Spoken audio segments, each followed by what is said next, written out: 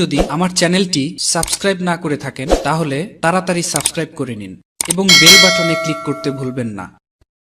আমি যুদ্ধ দেওয়ার জন্য অনুমতি দিলাম। দেখো হাসেম, এই যুদ্ধ আমাদেরকে জয়লাভ করতে হবে। তাই হবে আবু হুজুর। মাঠের পহর